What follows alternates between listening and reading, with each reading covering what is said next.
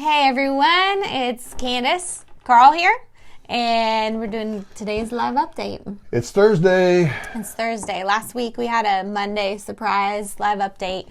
Travel. Yep. Carl was gone. And why were you gone? Hey, excellent question, Candace. I was gone because I was in California, as you know, and we got to film. We ended up getting 4 episodes done for Debunked TV, which is going to start coming out in January. Pray for us. We had our meeting today, and we're trying to plan a marketing, a release thing, how do we get it out, sort of a thing. And what I believe we've come down on is that we're going to do like seasons. So season 1 of Debunked TV will have 8 episodes. Yeah. So I've got to go back out in January to film the next 4 episodes. And then hopefully we can film the next 4 for season 2, which would then come out January, February, March, hopefully.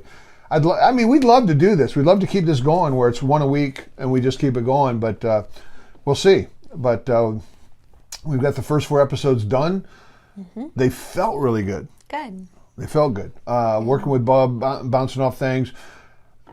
Yeah, I don't want to get like too overexcited about it, but I genuinely think that it's good. We've got some great ideas to make it even better. So Juan's over in Israel right now. I think he might even be on the plane on the way back home. Yeah. When he gets back, what we want is we want to include him in on this as well to even flesh it out. So we've got some ideas that we're working on, but let me suffice it to say we have 4 episodes finished. Yeah. And now we're working on what are the 4 topics for the last in this first series, and then the 8 for the next one, so that when I go out in January, we can knock at least the rest of the season out, and hopefully the first half of next season out. And the first 2 were Shabam, right? Shabam. They were Truth. on What is Truth. What is truth? Is there any such thing as truth? Can you have your truth? Can I have my truth? And so we fleshed it out pretty good. Then the second 2 were on evidence for God. There's no evidence for God. So we went through the arguments that are used in the debunked video itself, but then we fleshed them out a little bit more and some examples so that hopefully it just makes it a little bit more understandable. Yeah. And if you're wondering a little bit, this is a little, I guess, teaser for Get Debunked too. If you're wondering what people are saying about what is truth, and they went out and asked people that question, absolutely, go check it out. Go to our Get Debunked channel. Check out, I think it was the first episode they did. And you can see it's pretty interesting. I'll just leave it at that. Yeah, it's sad. I mean, honestly, it's sad because I don't know that there's any more important topic in our culture today than can there really be truth, and it is their truth. When you have a generation that's living the way that they're living right now, you better believe the truth is absolutely an important topic, and so we really fleshed it out. Yeah. But Get Debunked. You can get that on Instagram. You can get it on YouTube as well, right? They got a YouTube channel. Yeah. We got a Facebook channel, Get Debunked. So check it out. But there's 3 sets of those videos out now. The Debunked Mike on the Street, just these college kids going out. Oh, Becca and JJ, man, I love them. But they're talking to folks that normally probably wouldn't even talk to me. Okay, let's be honest. They see an old guy like me coming up is going to be like, guards going up, right? But they're talking to their peers, and after the last one, what I was super encouraged by was Billy was telling me about the conversations that were taking place after the camera went off. Yeah. Because then it was like, okay, camera, kids act, yeah. But then the camera goes off, and then there's like, well, what about? And so, guys, really pray for this whole program. We genuinely believe that if we can get these guys out talking like that, and then maybe they do get stumped, cool. You know how many times I've been stumped with a question? So what did I do? Then I went and I saw it, and I tried to grow and get a little bit more knowledgeable so that the next time it came up, I wouldn't get stumped. Yeah. And that's what we're trying to be right now, is we're trying to be that mentor, trainee, trainer. I get to be that trainer. That's what I did in air traffic control for the last 8 years, 10 years of my career. It was like training somebody else to step up. That's what we want to do here. And I think it goes back to, like you talk about in your evangelism talk you give, is it's okay to go back Absolutely. For sure. Like, and, strangers, obviously, that's a little different. But if it's someone you know or someone you can go back to, say, hey, you know what? I don't have the answer for that right now, but I want to think on it. I want to chew on it. There's power in that. Yeah. There's real power in that, because think about it. How many times have we gotten in a conversation and somebody stumps you and or you stump them, but then they actually come back to you later? Yeah. I mean, that communicates a lot, man. You're like, whoa. They really cared and They thought. care. Yeah. So I think it's a huge point, man. Yeah. We have to be willing to go back. We have to be willing to acknowledge when we don't know something and then go back. And, because there's people that are good. Some people are very quick-witted. My husband can be like that. He can say something. And me, I'm more like, I got to think about this a little more. I don't quite know what to say. So, yeah. I'm kind of halfway in between. Yeah. Usually when I come out quick, it's not too good. I got the quick response. Then you have to go back to apologize. Exactly. That's typically my problem, because I got that sharp tongue, man. But then it's like, oh, that was not the best way to handle that situation. So I'm trying to get better at thinking. And I had some of that actually this week. There was a challenge going on my Facebook page and some challenge. And I'm like, and the way that I said something, the individual came back, thought I was attacking him. I was like, nah, man, look, I don't think that I'm that attacker guy. I mean, I can be, and I have been in the past, and I try not to be. But there's nothing wrong with challenging people to think. And so, but that whole written area, like the whole Facebook thing, is a scary one to me, because, man, you can have the purest of hearts to say something and be totally misunderstood. Yeah, because no one knows your tone or how you say it. They're not seeing your face, man. They're not seeing your heart when you're like, look, I disagree with this, but that doesn't mean that I have to turn you into like the enemy. We're all sinners. We're all broken. We're all fallible. So, but go back, man. I mean, don't be ashamed of that. Don't be afraid of acknowledging you need to do some more research on something. Every one of us has to do that. Yep, for sure. What's going on this weekend? This weekend, I'm driving up to someplace in Ohio, about 3.5, 4 hours north of here. Yeah. But before that, you're going to speak somewhere else. Am I? Yeah. Where am I speaking? So you're going to be at a youth retreat this Yes, weekend. I'm going to a youth retreat. Yes. Isn't that 3 hours north of us? One is 1 hour, and then you got to go another 3 hours. Yeah, sorry. So I'm going to the youth retreat first. I thought that was like 3 hours up, but I obviously don't know, because I don't know.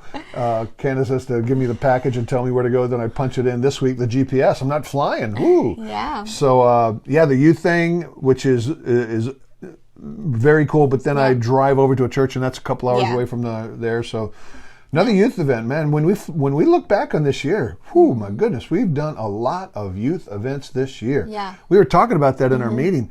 I don't have a clue. Yeah. I mean, we're going to have to sit down and really figure it out. I don't have a clue on how many youth we talked at this year. This had to be our biggest year ever with youth. I mean, it has to be. Just unbelievable. Yeah. And then I know Bob is going to be in New York. Is that what you said? Albany, right? Albany area. Albany? Yep. And Juan, like we said earlier, he's getting back from Israel. So, but then he'll hit the road again. So, still staying busy. Speakers are speaking and staying busy. Hey, I got to bring up the one thing, though, that we did last week that was so much fun was my buddy Brian. I don't want to be the name dropper dude, like, oh, look at me. But I'm not going to lie to you. Brian is a young man. I mean, he's almost the same age as our son, right, Masami? I mean, I think he's 37. So it's like, I could be your dad. Our daughter is 37, right? Oh my goodness. So, but Brian is a friend. Brian, Carl could be your father if you're watching this. I am your father. No, we don't want to go there. But he's a dear friend, and he's a young man. He's got children, but he's a friend that I've had for a number of years now, and to see where he is in his faith now has been like, it's really been a cool journey. I'm not saying that he was like bad or anything like that, but to see where he is now, how passionate he is about the word and about just encouraging people. It was really cool. So we got to do that thing up in Landmark in Cincinnati. Got to just encourage folks, really. I think that's ultimately what it was just encouraging the folks who were there. I know my wife encouraged me by telling me, hey, I was encouraged by this. I needed to hear this. So that's kind of cool, because, when it's close to home like that, you can get in the rut of, oh, we're doing. But we all need that time of encouragement, man. This Christianity isn't just about doing; it's about that relationship as well. And so, but as a consequence, Brian and I talked, and he wants to do some more stuff with us, and he's in the band Casting Crowns, and they're not touring January, February, and March. So we're actually trying to find places now. I'd like to do one event with him in January, February, March. We're trying to find a place in California. We're working on that right now. February, possibly Iowa. We're working on that. And Dave, I'm not sure what he's working on, but January, February, March, we want to do one event a month, and he's wanting to come out, and it excites me that he's got a heart like that, because, it's easy to get caught up in big and all this stuff, and now here he's like, hey man, let's just go pour into some folks and get them fired up. And I'm like, that's what I try to do. So praise God for that. So pray for that, please. Yeah. We have another really big event coming up. Well, I don't know how big it'll be, but we have another event coming up November 17th. It's going to be at your local church. Big Bone Baptist, baby. It's the real deal. And our good friends, Ready for Rain, will be there. Yes. They're going to lead worship in the church, in the worship service. Yep. And Juan will be speaking in the worship service. And then... so you can come hear a good preacher. We got Juan there. So. And then afterwards, there's going to be a lunch. Yep. A free lunch. So if you're in the Cincinnati, Northern Kentucky area, come on out. And then you're going to kind of just give a little update on the ministry and what's going on. And so it'll be a fun time, I think. So come out and join us. The bus will be there. And the bus. Famous Dave's for lunch. We've got tickets online. If you go to our Facebook page, you'll see tickets through Eventbrite that you can get them. We are asking for donations for the lunch, but it's Famous Dave's Barbecue. If you can help us, hey man, help us. But it's to me, it's a fun day because I got that special guest still on track to come. Yeah. Right. Talked with him yesterday, and he's still on board. And there's another actually surprise. The big announcement. The big announcement. And there's kind of like a hidden something on our set today. And so we can't really say anything yet. We're not saying anything. We're not saying anything. We're just saying, but we're not saying. We're not saying. But I'm excited. I can tell you that. I'm really super fired excited about this special announcement November 17th. So if you don't come for the food, and if you don't come for Ready for Rain, and if you don't come for Carl's special guest, and if you don't come for hearing Carl, come for the announcement. Yeah. That's cool. I think you'll be encouraged by it. I know that we are absolutely blessed and excited. Yeah. So I think, anything else? We got everything? Yeah. Well, what'd you learn this week? I learned... You told me you almost died. I learned following Carl is very dangerous. That is what I learned. What did I do? So last weekend, we were trying to get downtown Cincinnati. And it was nightmare. Like torrential rain, okay? Crazy rain. Oh, yeah. I felt like I was going to die. I almost ran into a semi-truck. And then... I didn't run into a semi-truck. I felt like I was going to. And then we get downtown, and, there's lots of things happen downtown in a city all the time. So there was a special walk that they were doing. I think it was a cancer walk. Cancer walk, yeah. But the place we needed to get, we literally could... Every road was closed. Blood pressure, man. We drive by it. Go up, pull a U-turn, come back. Can't get down this road. So I did a U-turn. Candace went on, fortunately. She's the smart one. She kept going. I pulled the U-turn, and I pull up to the barricade where the police is standing there with the barricade. And I'm, sir, that building right there, that's where I'm trying to get to. He said, well, you're driving down a one-way street the wrong way. I didn't know. I did this U-turn and didn't realize. So I'm at the barricade. He said, here, I'll move the barricade. You can go to the next barricade. You can plead your case with them. So I get down to the next barricade. No case pleading, brother. So I called this. It was Brian. We're trying to pick up Brian. I'm like, Brian, dude, I can't get back there. Every road is closed. Yeah. I'm on the other side. Can you walk over to me? And we're talking, and then we hang up, and I'm sitting there, and Candace calls me, Carl, I found a road. I'm back over there. So she gets over to the bus, and then I call Brian, go back.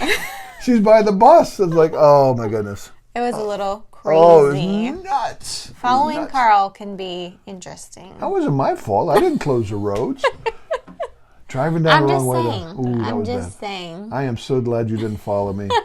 You actually saved the day. I told Masami this on the way up there. I said, Masami, if Candace hadn't been with us, this would have been an epic fail. You would have been like, sorry, Brian, we're Epic, done. epic fail. Because I was like, I'm done. I mean, I've tried everything to get over there. Every road is closed. And she found one that was open. So you saved the day. So thank you. Well, I think the Lord helped us for sure, because I was totally praying like, okay, God, there has to be a way. Please give me wisdom in how to get there. So. See, I didn't pray. That was the problem. I was so But frustrated. isn't that like life, right? So many times we're like, God, every road seems closed. It was. And then he gives us a way. Except for the one you found. So my lesson of the week is follow Candace. Don't follow me. Follow the Lord. He's who we ultimately need. Ultimately, he is the only one Yes. worth anything. So. All right. Thanks, everybody, for watching today. Adios. See ya.